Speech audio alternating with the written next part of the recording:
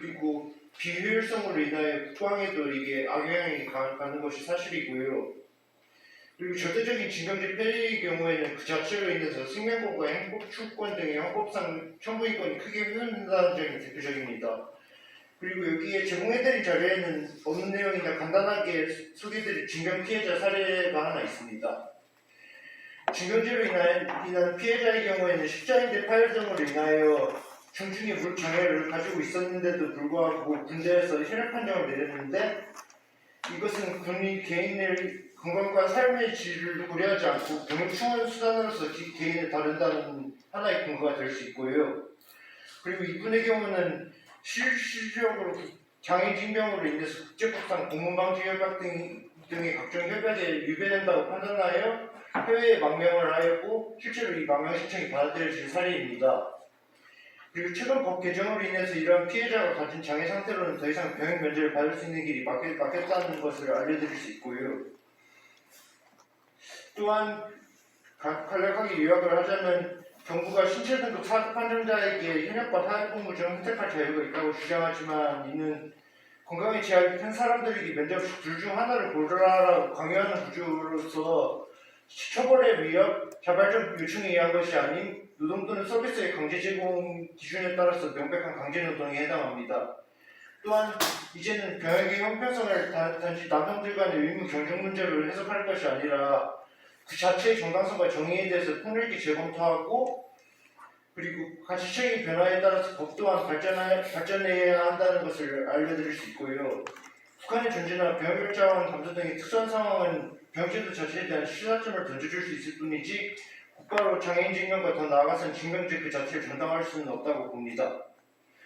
또한 징병제의 절대적 폐해를 설명하고 있던 철학자와 홉스 이론을 잠시 가져와서 아래 체육책 내용과 같이 설명을 했습니다. 간략하게만 말씀드리면 외부의 위협으로부터 자신의 안전과 목숨을 보장받기 위해서 공동체와 국가를 형성하였으나 그 자체로 인해서 징병제로 인해서 오히려 그러한 모순이 생긴다는 것 자체가 개인으로 하여금 국가의 존재 이해에 대한 회의감이 들 수밖에 없도록 만드는 요인이 됩니다.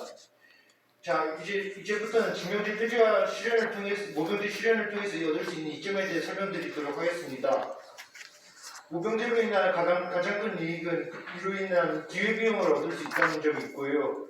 2020년에 모병제와 징병제의 소득 형평성 비교 제목의 논문에 따르면은 모병제의 경제적 효과가 징병제의 경우보다 훨씬 큽니다. 일단 그 83쪽을 잘 보시면은 우선은 전체적으로 그 미국과 캐나다, 호주, 뉴질랜드와 같은 모병제 국가들 사례를 참고해서 기본급하고 그리고 바로 다음 쪽에 수당의 사례를 수록을 해놨는데 이거에 기반하였을 때 평균적으로 32조 원 정도가 더 명목상으로 더 들어가나 하지만 징병제를 폐지하고 모병제를 실현함으로써 기회비용에서 매년 175조 원 정도가 절약이 된다고 볼 수 있습니다. 이걸 합치면은 대략 143조 원 정도가 국가재정이 절약이 되고요. 이것은 국가의 경제적 이득을 유의미하게 가져올 수 있다고 봅니다. 또한 국방안보 측면에서는 모병제가 오히려 대군 유지에도 훨씬 유리하다는 것입니다. 징병제의 경우 최소 복무 기간만 마치고 보통 나가버리는 경우가 너무 많은데 하지만 모병제의 경우에는 일단 한번 군대에 들어오게 되면 그만큼 오랫동안 정년까지 복무한 비율이 높은 만큼 그만큼 인원이 계속 누적된다는 특징이 있습니다. 그걸로 인해서 보다 더 효율적으로 활용할 수 있다는 특징도 있고요. 그러면 이제부터는 징병제를 폐지하고 모병제를 실현하는 것에 절차가 어떤지 간략하게 소개하겠습니다. 이제는 우선 직업병하고 단기 징집병으로 이원하는 증원합체의 즉각적 도입과 단기적 충원합대가 필요하다고 봅니다. 또한 장기 충원자의 최소 50% 이상을 병으로 입대한 인원, 특히 직업병으로 입대한 인원 중에 채우는 것이 필요하다고 보고요. 그리고 단기 징집병하고 직업병 여부를 떠나서 일단 다 출퇴근을 허용하는 방식으로 바꿀 필요가 있다고 봅니다. 그리고 군 입대관의 연령 범위를 매년 세는 나이로 해서 17살부터 40대 초반까지 좀 넓게 잡으면서 계급 통기제를 실현하는 방안을 말씀드리고 싶고요. 이것과 병행해서 4급, 5급에 대해서 일단 저는 면제 처리를 하는 것이 합당하다고 봅니다. 또한 그리고 현역 징병률의 경우는 현재 80%에서 85% 사이 정도가 나오는데 이것을 매년 직무원납제를 운영하는 기간 동안 한 25%씩 낮추는 방안을 제안드립니다. 우선 1년차에는 해당 연도 만 19세 도달자와 기준 교육 연기자 전체 대상으로 무작위 추첨을 해가지고 그중에 60%를 뽑고요. 2년차에는 만 19세 도달 남성 전체 중에 35%를 뽑고 3년차에는 10%를 뽑는 방식으로 해서 4년차 말까지 완전히 모병제로 전환하는 방안을 제안드리고 싶습니다. 또한 그리고 무작위 추첨 결과 현역 징집 대상으로 선정된 인원이라고 할지라도 병역거부권을 넓게 인정해야 함으로써 일단 최대한 인원 부족적 인력을 많이 걸러낼 필요가 있다고 봅니다. 그리고 지금부터는 전면 모병제 시행과 그 이후 운영은 어떤 방향으로 진행할지에 대해서 설명드리도록 하겠습니다. 이제는 징병제 폐지 시점 이전에 강제적으로 징병제 관련 병역과 부과된 인원에 대해서 국가적 차원의 배상을 꼭 해야 된다고 봅니다. 징병제로 인해서 발생하는 피해가 단순히 현역이나 구충역, 전시훈련과 같은 복무에만 한정되는 게 아니라 그 이후에도 트라우마 같은 형태로 계속 재생산된다는 점이 가장 큰 이유가 되고요. 그리고 이를 세습화된 구조리이자 국가 단위에서 행한 폭력이고 혁파와 청산을 목표로 한다면 당연히 배상을 하는 것이 합당하다고 봅니다. 그리고 전면모병제 시행 이후에도 제가 말씀드렸듯이 군인 충원을 위한 방안을 꾸준히 만들어야 된다고 보고요. 그리고 전면모병제 시작 시점부터 차기 대통령 임기 내에는 일단 다음과 같이 하는 것을 골자로 말씀드리고 싶습니다.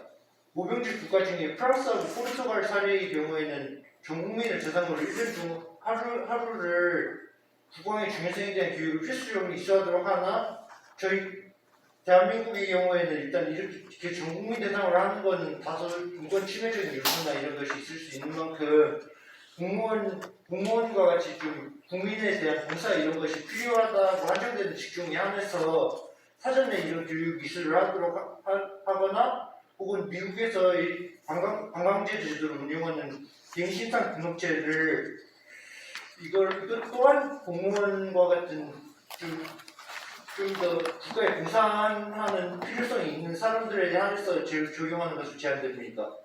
그리고 마지막으로 모병제가 완전히 정착하고 성숙한 단계에 이른 시점 이후에는 어떤 것을 해야 되는지 말씀드리자면 첫 번째는 캐나다의 사례를 참고해서 유사시 병제도를 다시 전환해야 하는 경우에는 반드시 국민투표를 거치도록 법적으로 제도화하고 의무화해야 하고요.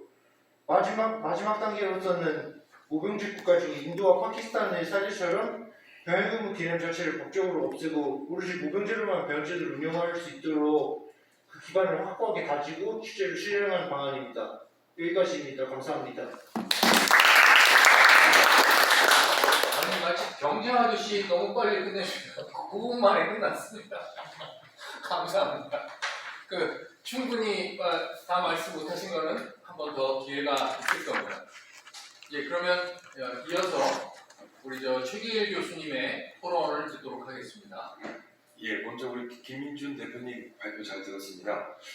병역제도 개편과 관련된 제 의견은 배포된 요인물 89페이지에 수록되어 있는 내용인데요. 이거는 그냥 참고로 보시면 될 것 같고, 이 모병제에 대한 내용이 이제 벌써 한 30년 전으로 좀 그러니까 되돌아보면요. 모병제는 지금뿐만이 아니라 과거에도 뜨거운 감자였습니다. 근데 이 모병제가 언제까지나 뜨거운 감자여야 할 것이냐는 거죠. 최근에 이제 아시다시피 인구 절감에 따른 이제 병력 부족 상황은 이제 문제가 아닌 이제 현실로 다가왔습니다. 그래서 이제 앞으로의 이 병역제도 개편에 있어서 우리가 이제 방향성을 모색해야 되는데요. 저는 이 자리에서 분명히 말씀드린 건데 선택적 모병제 도입에 대한 부분에 대해서 우리가 좀 전향적으로 이 부분을 우리가 좀 테이블 위에 놓고 논의해야 될 그런 시점이 아닌가 싶습니다. 이 병역제도에 대한 내용에 대해서 좀 이해가 부족하신 분들이 있을 것 같아서 잠깐만 설명드리면 크게 병역제도를 두 갈래로 나눠서 보면 징병제와 모병제로 나눕니다. 그 모병제는요, 이제 영어로는 All Volunteer Military라고 해서 All Volunteer, 말 그대로 자원자에 한해서 군대가 운영되는 제도가 모병제입니다. 그럼 여기서 말하는 선택적 모병제는 무엇이냐? 말 그대로 현행 징병제를 유지한 상태에서 모병을 확대하는 모병으로의 유인을 우리가 선택적 모병제라고 얘기를 할 수 있는데요. 지금 우리 육해공군 해병대는 육군을 제외하고 해군과 해병대 그리고 그 공군은 이미 모병을 하고 있습니다. 그리고 1945년 8월 우리가 해방 이후에 1950년 1월까지는요. 사실 우리 일반인 분들은 우리 대한민국이 모병제를 시행한 적이 없다고 알고 계신 분들이 많은데요. 원래는 모병제로 시작을 해서 1945년부터 1950년까지는 모병제를 운영하고 있었습니다. 그러다가 1950년 2월부터 대통령령 시행령으로 발효된 병역법 개정으로 인해서 현행 병역법을 적용함으로써 만 19세 이상의 신체 건강한 남성분들이 이제 징집이 됐던 거죠. 자, 우리가 이제 좀 고민해봐야 될 게 과거에 병력 수만으로 의존하던 전투와 전쟁의 양상이 바뀌고 있다는 겁니다. 그리고 해외 많은 나라들도요. 이제는 작지만 강한 군대를 양성하고자 하는 것으로 트렌드가 바뀌고 있죠. 그래서 우리가 고민해야 되는 것이 작지만 싸워 이길 수 있는 강한 군대, 이 한마디로 말씀드리면 이제는 우리 군이 정예화돼야 된다는 거예요. 그래서 우리 군 장병들, 이제 우리 용사들로부터 하여금 부사관, 장교집단, 더 나아가서 군무원에 이르기까지 군복을 입고 군복무를 하는 인원들은 이제는 싸우는 데 있어서의 스페셜리스트, 전문가 집단이 돼야 된다. 그래서 작지만 강한 군대로서 앞으로의 첨단 기술 강군으로 도약하기 위한 우리 군의 체질 개선, 그래서 이런 부분들이 좀 시급하고, 사실은 우리의 어떤 분단된 상황이나 어떤 국제 정세가 불안정해지고 있는 이런 상황을 고려하자면 솔직히 현행 징병제를 당분간 유지하는 것이 가장 이상적이라고 저는 보는데, 문제는 이 징병제를 유지할 수 있느냐? 징병제가 이미 한계에 다다랐고 징병제를 유지할 수 없다는 것은 이미 우리 일반 상식이 됐어요. 근데도 여전히 지금까지도, 그러니까 아직까지도 징병제를 고수하시는 분들이 계신데, 뭐 조금 죄송합니다. 제가 좀 거친 표현을 써서 그러는데 이 징병제를 유지하는 것 자체가 불가능한데 징병제 자체를 유지하려고 하는 것 자체가 비이상적이고 비합리적인 생각하고 계신 건 아닐까. 오히려 저는 그분들이 좀 망상에 빠져있다. 망상적 발상에서 징병제 유지를 주장하시는 거에 대해서는 사실은 그건 수용 가능하지 않은, 우리가 대안으로서 선택할 수 없는 부분이기 때문에, 그러면 현행 징병제를 유지할 수 없다는 가정하에서 보자면 그 대안은 무엇일 것이냐. 그래서 그 대안에 대해서 우리가 고민을 해야 될 것이고, 그 대안의 한 가지로서 선택적 모병제가 있다는 겁니다. 그리고 또 하나 우리가 고민해봐야 될 게, 사실 우리 존경하는 모금정 의원께서는 자랑스럽고 대한민국 예비역 육군 장교 출신이신데요. 여러분들 아마 뭐 주변에 이미 군대를 다녀오신 분도 아실 거고요. 또는 우리 가까운 가족, 뭐 친인척분들 중에서 군대를 다녀오신 분들이 많을 텐데, 군복을 입는 것 자체를 좀 자랑스럽게 여기시고, 그리고 군대에 입대하는 것을 우리가 좀 긍지와 자부심을 가질 수 있도록 그런 인식을 좀 바꿔야 된다. 사실 병역제도를 우리가 징병제냐 모병제냐를 논하기 이전에 가고 싶은 군대, 그리고 군대를 입대해서 군복을 입었을 때 우리가 이 자체만으로도 긍지와 자부심을 느끼고 자랑스러워하는 그런 명예로운 집단이 돼야 되는데, 사실 1970년대 베트남전 이후 미국마저도 군복을 입고 고향에 들어온 미군 군인들에게 침을 뱉거나 또는 손가락질을 하면서 욕을 하던, 그러니까 미국의 50년 전에 그런 미국을 상상해 보시면 아마 여러분들도 실감이 안 나실 텐데요.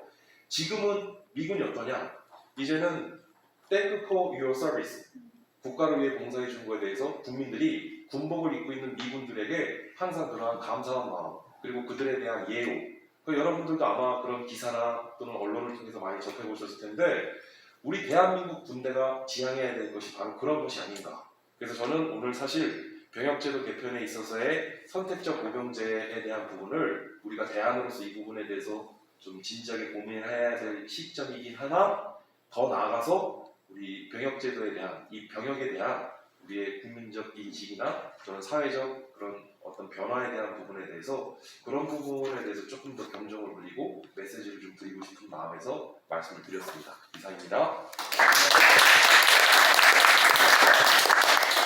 예, 감사합니다. 그 다음에는 우리 한정빈 부대표께서 발언해 주시겠습니다.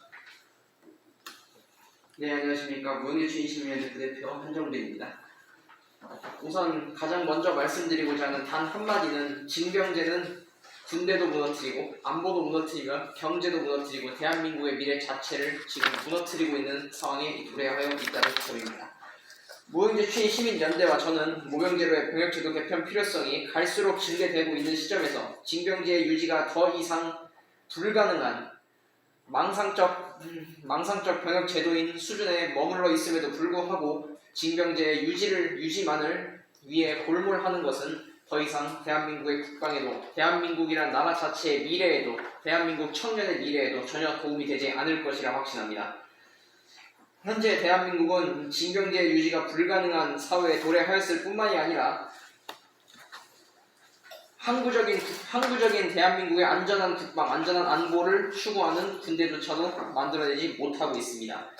대한민국은 그저 남성 청년에게 부조리를 선사하는 군대만을 보유하고 있는 것과 다름이 없습니다. 저출산 구도 속에서 인구가 지금보다 줄어들게 되는 20년 뒤, 아니 더 나아가서 60년 뒤로 가면 이제 징집할 사람이 없어 국방이 그대로 무너질 것이라고 그저 비관하고 있어야만 하겠습니까? 절대 우리가 대한민국에서 살아가고 있는 한 그럴 수도 없고 그래서도 아니 되는 것입니다. 우리 사회는 우리가 그간 염두에 두지 않았던 징병제에서의 타파, 모병제 도입을 이제 반드시 염두에 두어야만 합니다. 우리 국방이 아니라 우리 사회 전체에 있어서도 마찬가지입니다. 징병제의 폐해는 비단 안보의 유지를 불안하게 하는 것만에 국한하지 않습니다.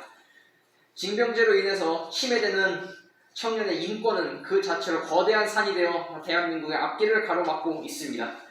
모병제를 도입하면 아무도 군대에 오지 않을 것이라는 비관적 전망이 일각에서 제기되고 있습니다만 그 자체로 한국군이 군대로서의 역할, 안보를 지켜내는 국방을 수호하는 군대로서의 역할을 전혀 수행하지 못하고 그저 부조리만을 선사하는 병든 상태에 이르렀기 때문에 이러한 비관적인 전망이 나도는 것일 뿐이라고 저는 확신하고 있습니다.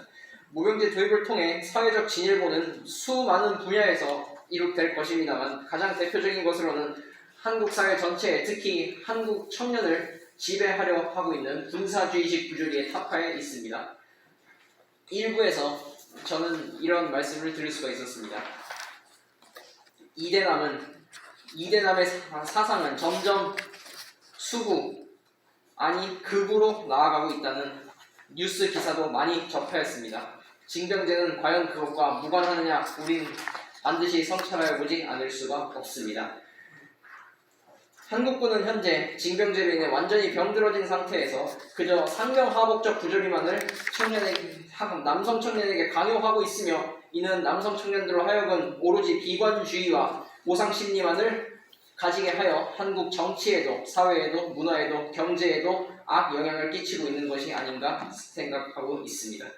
대한민국의 현행 병역제도인 경성징병제, 즉 한국식 징병제는 20세기 중반의 냉전적 질서 속 관념에서 벗어나지 못한 현행 국방의 패러다임을 고려하지 못한 제도인 건 물론이고 비효율적인 세금 소모와 비효율적인 국방비 소모 그리고 비윤리적 인권 탄압으로 더 이상 유지될 수도 없고 유지되어서는 안 되는 정도에 이르러야 말았습니다. 철저한 공론화와 토론, 검증을 바탕으로 하는 모병제로의 병역제도 개편이 반드시 이루어져야 할 숙제인 이유이며 수많은 산적한 사회 문제를 해결하는 시발점으로서 기능할 수 있으면 물론이거니와 대한민국 국군이 더욱더 건강해질 수 있는 유일한 길은 현행 징병제를 근본적으로 일신하는 것만이 그 답이라고 할 수가 있겠습니다. 우리 사회 청년들의 인권이 신장되는 데 있어서는 모병제적 요소를 도입하지 않는다면 이는 이루어질 수 없는 허상과도 같습니다. 그 자체로 수많은 부조리를 청년들에게 대대로 심어주는 것 그것이 대한민국 징병제의 실체이자 대한민국 징병제가 유지할 수 없는 가장 강력한 이유이기 때문입니다. 징병제는 현재 대한민국의 생활 속 독재주의에 가장 강력한 영향을 끼치고 있는 병역제도 중에 하나라고도 할 수 있습니다. 군이라는 조직은 필연적으로 상명하복의 질서 속에서 움직입니다. 그러나 상명하복적 질서만을 강요하는 한국식 징병제는 결국 남성 청년을 20대 초중반이라는 어린 나이에 필연적으로 그 부조리 속으로 이끌게 되었고, 머지않은 미래에 우리가 이런 생활 속 독재주의, 마이크로파시즘이라는 개념을 반드시 없애기 위해서는 이러한 병역제도 역시 일신해야만 할 것입니다. 모병제를 도입함으로써 남녀 모두에게 공평한 선택권을 부여하고 남녀 모두에게 평등한 인권을 부여할 수 있을 것입니다. 이것은 결국 필연이자 시대적 과제이며 더 이상 우리가 징병제냐 모병제냐 고민하고 있을 것이 아닌 지금 이 순간에도 한 발짝 한 발짝 내디뎌야만 하는 이유일 것입니다. 이상입니다. 고맙습니다. 시간을 조금 오버하셨지만 잘 지켜주셔서 전체적으로 발표를 마쳤고요. 1분씩 더 기회를 드리기 전에 이건 제가 조금 코멘트하고 그에 대해서 답을 해주시는 게 더 좋을 것 같습니다. 지금 세 분의 발제를 들으면서 제가 사회자가 생각했던 것은 이제 더 이상 징병제의 객관적인 한계, 이념적이거나 돈이 없어서가 문제가 아니고요. 인구가 모자라서 생기는, 청년이 모자라서 생기는 이 문제가 그냥 현재 징병제로는 해결 불가능하다는 건 기정사실이지 않습니까? 그건 징병제 주장하는 사람들도 인정하는 거거든요. 그렇기 때문에 모병제로 선택적 모병제도 하나의 방법인 거죠. 전환한다고 했을 때 모병률이 과연 충분할 것인가? 그래서 50만 강군, 스마트 강군 하는 거는 안 되더라도 숫자를 조금 줄인다고 하더라도 가능할 것인가? 이 문제에 대한 대답을 모병제 주장자들이 내놓지 않으면 안 되거든요. 그럼 그 모병률을 어떻게 올릴 수 있을까에 대한 방안은 제 생각에는 오늘 발표 속에서는 좀 부족했다. 저는 이렇게 느끼고 있습니다. 즉, 아까 교육 얘기할 때도 나왔지만 이대남의 문제에 대한 파악을 할 때도 이게 단순히 다큐멘터리 영화가 없고 홍보가 부족하고 교육이 부족한 것만이냐, 실제로 이대남들이 여러 가지 부딪히고 있는 고통들이 있는 거거든요. 물질적인 고통들이 있는 거거든요. 취업도 안 되고 경쟁력은 없고 객관적으로 있는 사람들은 걱정할 필요 없잖아요. 이 문제에 대해서 과연 이 병역제도라는 것이 고난에 처한 청년들이 자기의 삶을 전환시킬 수 있는 계기로 작용할 수 있는가, 병역제도가 거기에 기여할 수 있는가, 이 문제에 대한 답을 내놓지 않으면 제 생각은 굉장히 원론적인 모병제 주장에서 그칠 것 같아요. 그리고 대부분 다 합리적이다, 동의한다라고 하지만 현실적 전환은 쉽지 않을 것 같아요. 지금 하는 것처럼 지금 선택적 모병제도 사실 부사관 늘리고 군무원 늘리고 이렇게 해서 복무기간은 줄여주고 저는 이 문제가 있다고 봅니다. 이 질문을 좀 염두에 두시면서 1분씩 더 말씀을 해주시면 좋을 것 같습니다. 누가 먼저?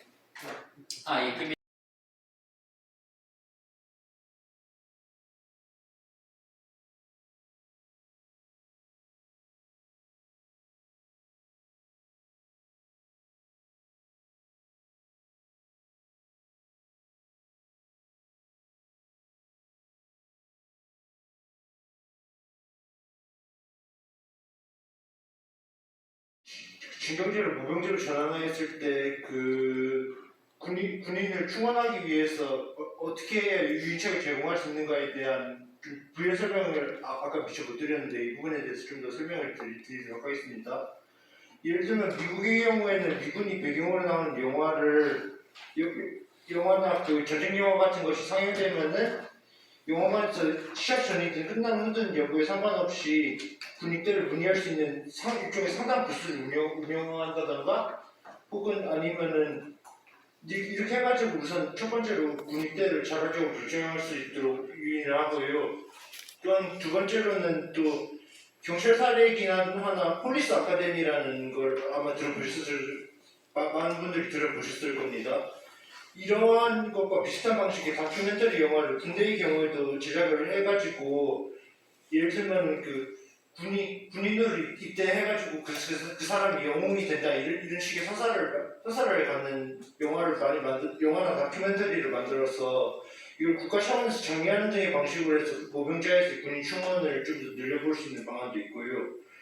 또한 그리고 모병제 하에서 군인 충원에 대해 조금 더 궁금증이 있으신 분들 있을 수 있을 것 같아서 한마디 더 부연 설명을 하자면은 우선 그 모병제 하에서는 그 아까 말씀드렸듯이 17세부터 40대 초반까지 넓게 받는다는 특징이 있으니만큼 매 연령 예를 들어서 매년 3만 명씩 충원한다고 하더라도 그 인원을 충원하기 위해서 한세 연령별로 충원해야 되는 것이 대략 많아봐야 2,000명, 3,000명 이내인 만큼 이 부분에 대해서도 의견을 부식시킬 수 있을 것이라고 봅니다. 예, 우리 이태 교수님. 예. 그 중요한 부분을 지적해 주셨는데요. 그러니까 제가 앞서도 말씀드렸지만 군대를 가고 싶은 군대를 만들어야 되는데 그게 시간이 걸리는 일이다 보니까 그게 좀 쉽지 않을 거다. 그러니까 사실은 모병이 잘 돼야지 그게 선택적 모병제도 그 제도적 실효성이 있을 것인데 우리가 고민해야 될 부분이 바로 그거라는 거죠. 그런데 이제 지금 보면 미국이 모병제를 시행하고 있는데 미군도 잘 모병이 안 돼요. 그리고 가까운 대만의 사례를 보면 대만이 모병제를 하다가 모병이 잘 안 돼서 징병제를 다시 전환한 케이스입니다. 그렇다면 우리는 이 선택적 모병제를 도입한다고 했을 때 과연 이 선택적 모병제마저도 이 모병이 잘 될 것이냐? 그러니까 우리가 고민을 해야 되는 지점이 바로 그건데 저는 사실은 뭐 모병제에 대한 이야기 사실 이미 모병제는 우리가 실제로 모병제라는 얘기를 안 하고요. 이 모병제는 이미 시작됐다고 봅니다. 그러니까 무슨 얘기냐면 유급지원병 제도를 시행한 지 벌써 한 10년이 됐어요. 그 다음에 그 전문 하사관 제도라고 해서 그 임기제 부사관 제도도 시행하고 있고 그 다음에 군무원의 문호도 확실히 개방하면서 최근에는 여군의 군대 진출이 좀 뚜렷한 현상이 지금 두드러지게 나타나고 있고 그리고 최근에 우리가 좀 주목해 볼 게 아마 지금 군 복무를 하시고 전역한 지 오래되신 분은 잘 모르실 수 있는데 최근에 장기 상비 예비군 제도라는 게 도입됐습니다. 그러니까 이게 무슨 얘기냐면 전역한 예비역 군 장교나 부사관 또는 우리 사병으로 전역하신 군 장병들이 원하면 장기 상비 예비군 제도를 통해서 다시 이제 일종의 이제 그 뭐 단기로 복무하실 수 있는 그 제도가 있는데 저도 최근에 깜짝 놀랐는데 군 복무를 마치신 예비역 병장분들이 그렇게 신청이 많대요.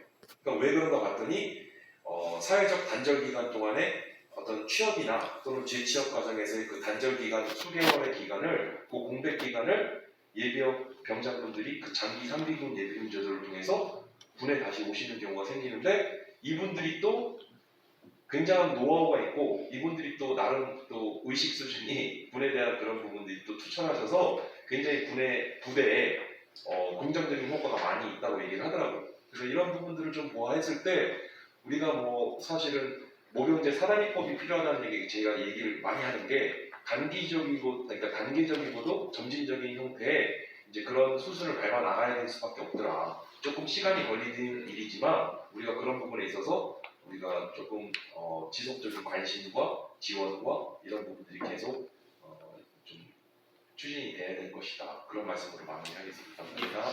한정민. 네. 정말 좋은 지적해 주셨고 정말 통렬히 느꼈습니다. 그래서 잠깐 고민한 결과 결국 좀 원론적인 말씀을 한 번 더 드려야 되지 않을까 생각을 합니다. 군은 반드시 매력적인 직장이 되어야 합니다. 그와 동시에 가장 안정적이고 또한 가장 숭고한 직업이 되어야만 한다는 생각입니다. 그렇게 만들어야 합니다. 그렇게 만들기 위해서 노력해야만 하는 것입니다. 모병제를 하면 도대체 누가 오냐? 아무도 군대에 가지 않을 것이다 라는 의견은 징병제가 더 이상 유지 불가능한 이유 속에서 논하에서는 안 되는 부분이라고 생각하고 군인이라는 직업을 선택했을 때 경제적으로 청년이 성장할 수 있는 또한 동시에 군인으로서의 자부심을 가지고 숭고한 가장 위대한 형태의 군 복무가 공무원으로 한마디로 그 어느 공무원보다도 더 대우받는 정도의 그런 처우를 우리가 반드시 보장해야만 한다는 것은 명백하다고 봅니다. 결국 그런 제도를 만드는 방법은 유일한 대안은 모병제밖에 없다는 생각이고, 군인이라는 것을 그저 부조리의 세습이 아닌 하나의 위대한 직업으로 만들어 대한민국 청년들에게 또 하나의 기회를, 또 한 번의 신분 상승의 기회, 그리고 또 한 번의 민주 시민으로서 기여할 수 있는 기회를 다시 만들어 주어야만 한다는 생각입니다. 이상입니다. 네, 안녕하십니까.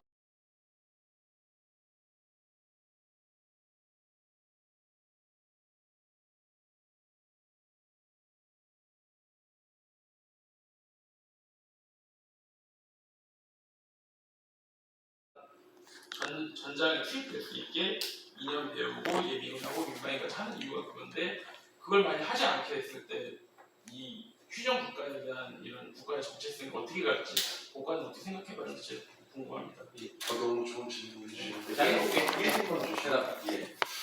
지금 세 가지 질문으로 좀 앞히게 되는데요. 첫 번째는 모병제 도입하게 되면 그만큼 보수나 급여가 늘어나기 때문에 국방비 늘어나는 거 아니냐는데, 사실 그렇습니다. 국방비 재원을 조금 더 늘려야 됩니다. 그래서 우리가 국방비 재원을 늘려야 되는 부분에 대해서 고민을 해야 되는데, 그럼 이게 국방비 재원을 늘리는 것으로 인해서 정부의 부담만 늘어나는 것이냐? 아니죠.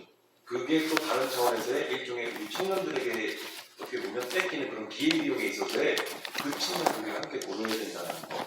그리고 이제 두 번째는 모병제에 대한 부분이 이제 사실은 미국 부시 대통령 시절에 외국인 모병제 제도를 시행했어요. 그래서 매분이 제도라는 걸 시행을 했는데, 말 그대로 미국에 유학을 오고 있는 해외의 많은 유학생들에게 일정 부분 미군에 의무 복무를 하게 되면 시민권과 영주권을 주던 제도입니다. 우리 지금 중앙아시아 국가나 동남아시아 등 해외 많은 외국인 노동자, 지금 외국인 500만 시대라고 얘기를 해요. 그래서 더 이상은 이 병역에 있어서 우리 국내 우리만 이 병역에 대한 이야기만 논하는 것은 의미가 없겠다. 그래서 더 나아가서는 이 외국인 500만 명 시대, 그리고 외국인 모병제도라고 불리는 내분위 제도에 대한 우리가 그런 부분이 또 고민이 되겠다.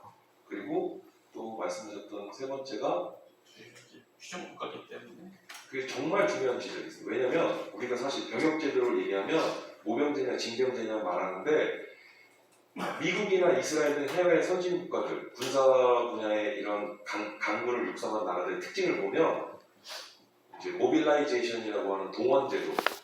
그래서 이 동원제도가 굉장히 중요한데, 이 동원제도의 핵심은 또 예비군 제도입니다. 그래서 예비군을 우리가 얼마나 정형화시키고 예비군을 얼마나 우리가 운영을 잘하느냐. 사실은 이게 병역제도 개편 못지않게 이 예비군 제도를 얼마나 잘 운영하느냐. 그게 중요하고요. 그러면 이제 모병으로 하게 됐을 때 그럼 군대를 안 가시는 분들 그럼 예비군 자원을 어떻게 확보할 거냐? 사실은 이제 직업군인으로서의 직업군인 예비군 제도고, 또 하나는 민방위 제도예요. 그래서 민방위제에 대한 부분을 또 우리가 한번 고민을 하면서 이제 어떤 유사시 즉각적으로 동원 가능한 인력들을 이러한 민방위에 대한 부분에 대한 그 수준을 고도화시켜 나가는 거. 결국은 오늘날의 전장은 무고한 국민은 없습니다. 결국 우리 국민 모두에게는 없어야겠고 없을 거라 믿지만, 유사시 결국은 우리 국민 모두는 국방의 의무라는 차원에서 봤을 때 무관하지 않다. 오늘 정말 핵심적인 제가 질문해 주신 좋은 대답 잘 들었습니다. 일단 이 부분을 좀 마무리하면서요. 사실 지금 우리 다 느끼셨겠지만, 좋은 대답 속에 많이 해소가 됐지만, 이 모병제 한다는 것은 3년 내지 5년 정도를 계약해서 국가와 인권, 복지, 월급 이건 기본이고요. 이건 모병제 안 해도 기본이고요. 모병제를 통해서 제가 아까 말씀드렸던 청년들의 삶의 전환의 계기를 만들 수 있어야 된다. 즉 이게 국방정책이자 청년정책인데, 그런 관점은 지금까지 없었다는 문제의식인 거거든요. 그에 대한 답변은 아직 저는 미흡하다고 봅니다. 이것이 지금 이 문제에 대한, 모병제 문제에 대한 우리 사회의 어떤 합의 수준이랄까, 인식 수준이 아직 그렇게 높지 않다, 성숙되어 있지 않다, 저는 이렇게 보는 겁니다. 안타깝게도. 그걸 좀 더 대답해야 된다. 그래서 쉽게 말하면 요지는 그겁니다. 일과 시간 이외에 직업교육을 받을 수 있고, 그다음에 공부하겠다, 영어 공부하겠다 그러면 할 수 있게 랩 시설도 만들어주고 해야 된다는 겁니다. 군대 안에. 근데 그에 대한 논의는 아직 굉장히 부족한 거죠. 없는 거죠, 사실. 예, 그 정도 하고요. 혹시 이 민주시민교육, 특히 학교에서 하는 민주시민교육 이 문제에 대해서 질문이 있거나 프로에서 하시면 저도 해도 되겠습니까? 아, 예, 그럼